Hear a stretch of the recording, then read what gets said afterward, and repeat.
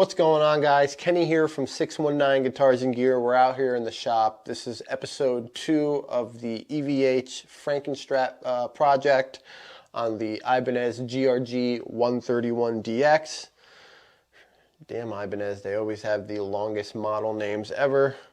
Anyway, you saw in the previous episode, we had disassembled the guitar and organized all the hardware so we don't lose anything.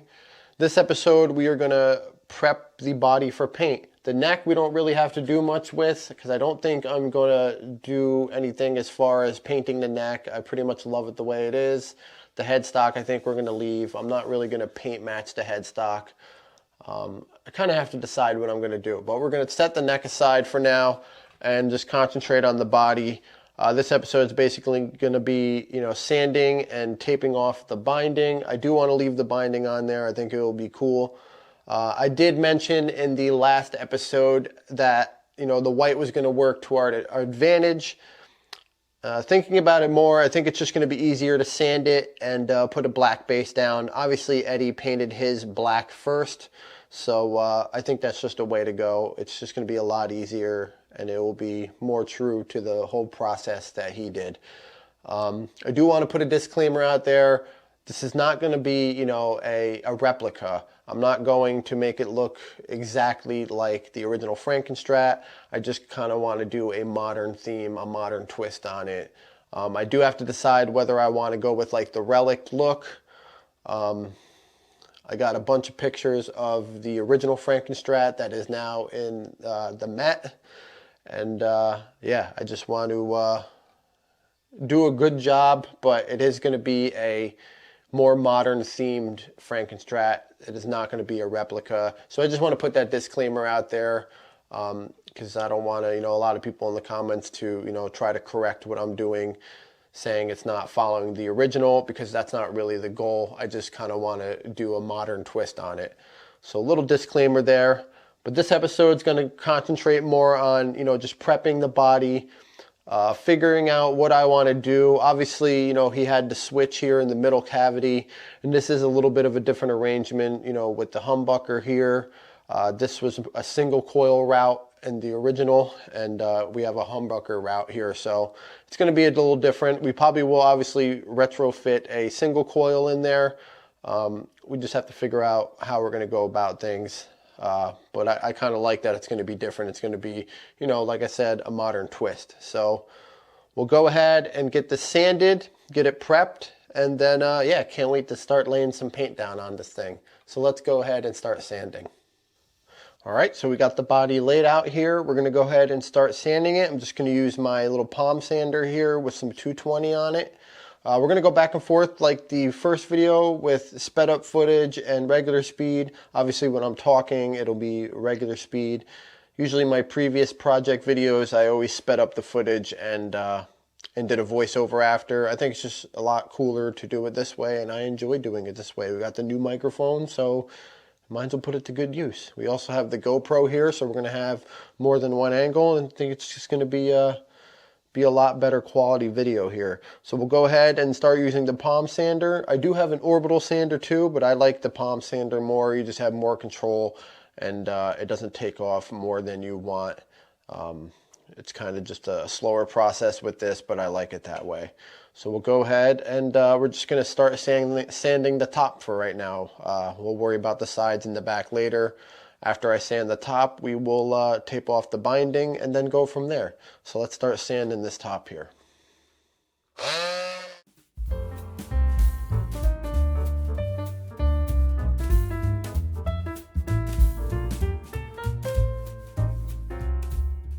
All right, so what we're going to do is I stopped halfway through. We're just going to check our progress. Obviously, this was a gloss finish guitar. So we got plenty of light here. We can just, take the body and move it around just to see if there's any gloss spots. I have a little bit of gloss still here, and you just want to basically go, obviously if you're not removing the existing paint, which we're not, you just want to go and you want to make sure all the gloss is completely gone. And we still got a little bit here in the bevel, so we'll cut a little bit out there. Make sure you unclog your sandpaper, or just, you can blow it out. I also have the vacuum here, which will help suck up the dust as we're sanding. So little things like that. Obviously, always wear your mask. So if I sound a little muffled, it is because I have a mask on. So we're gonna go ahead and just finish off, do one little more quick pass, just to make sure we have a complete matte finish here. And then we'll move on from there. So let's do that.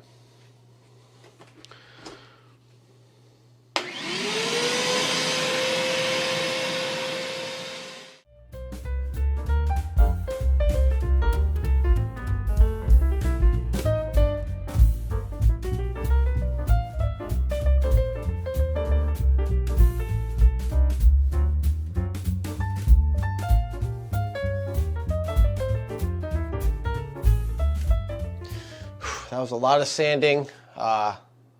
Finally finished it. Did a lot by hand. Finished it off with some Scotch-Brite just to get into all the little crevices and make sure we have a perfectly matte surface to go off of.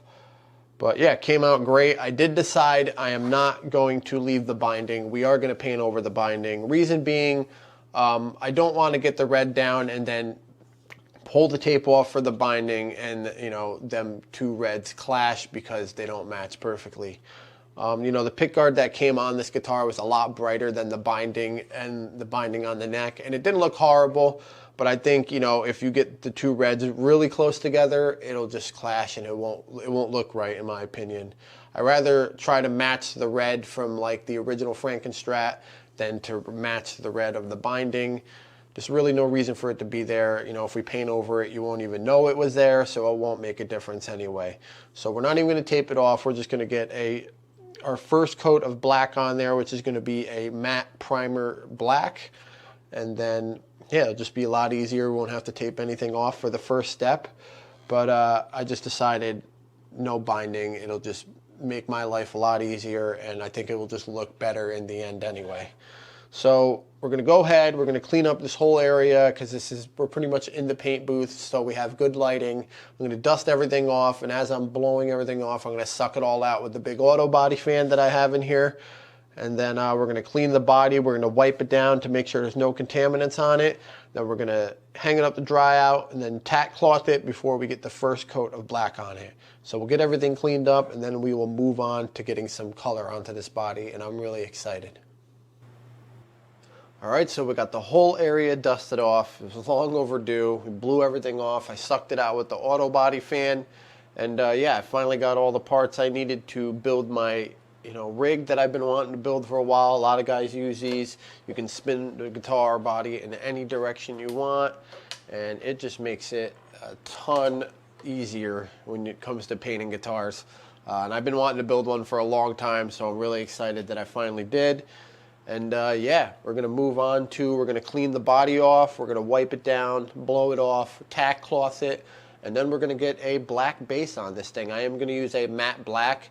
I don't like using any kind of gloss anything until we're doing clear coat. I use matte finishes for my base. I think it just makes the clear coating process a lot easier. I am obviously going to do a gloss clear coat. I still have to decide whether we're going to go for like the relic look or like a modern, like newer looking Frankenstrat. So once we get to that point, we'll decide. But for right now, let's just get a black base on this thing.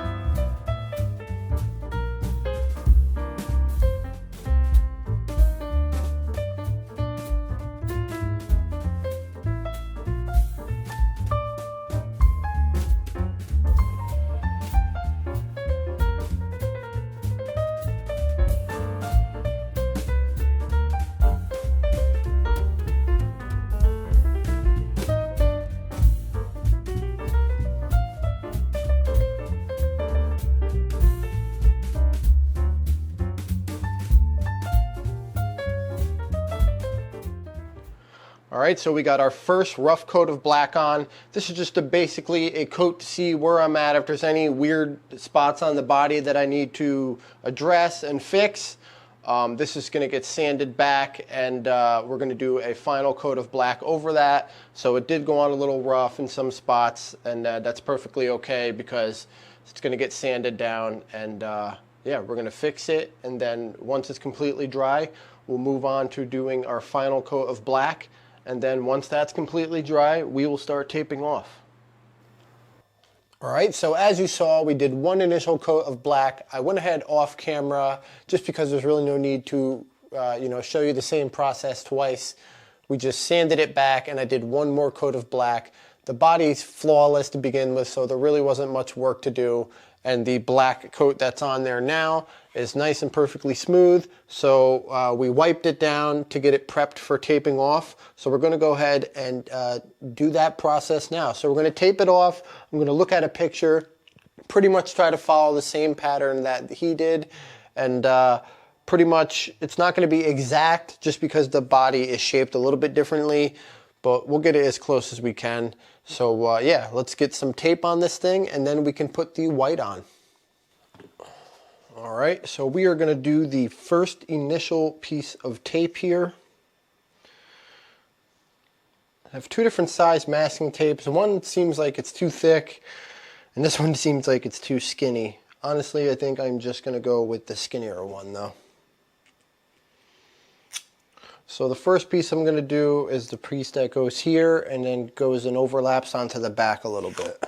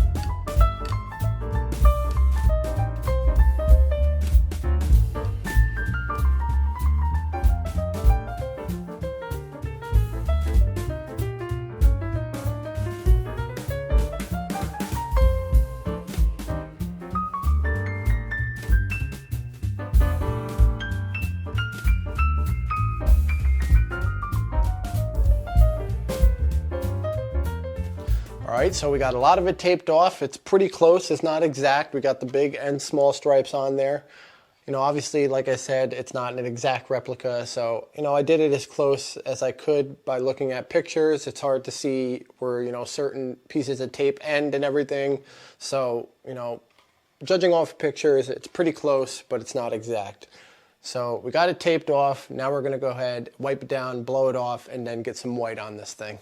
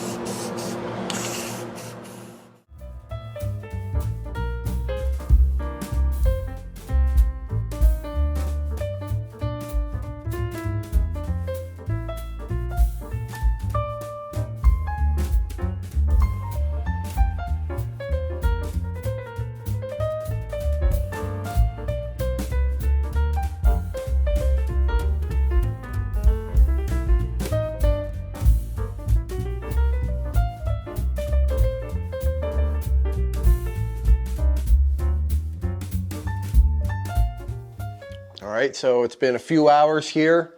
As you saw, we got everything taped up. I had to turn these LED lights off. For some reason, I don't know if it's like a shutter speed thing mixed with the lights, some kind of weird magic. I don't know what's happening, but these black lines were appearing on the camera.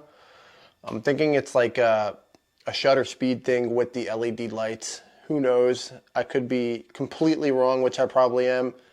So the lighting's not as good as it should be, so I apologize for that. But we're gonna go ahead and peel this tape off. That's usually the best part.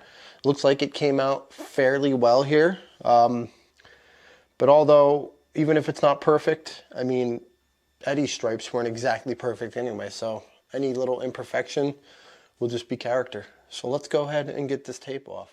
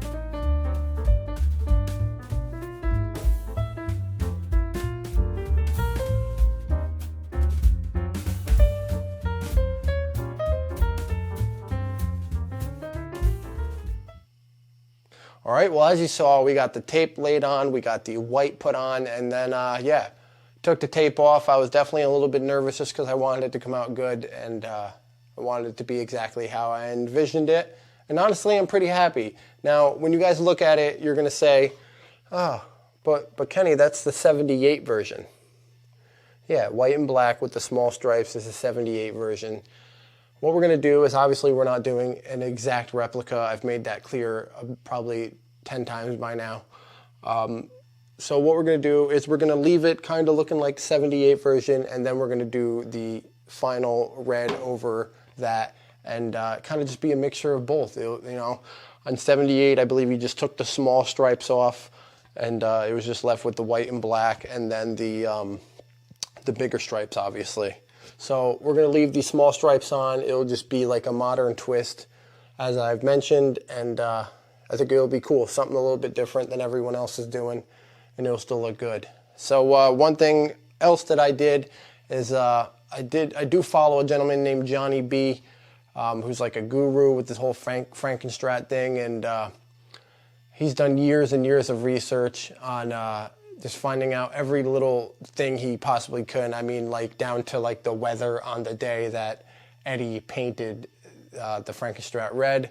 And so he's my pretty much main source of where I got my information, other than little articles just to, you know, fact check certain stuff. And obviously I'm no guru.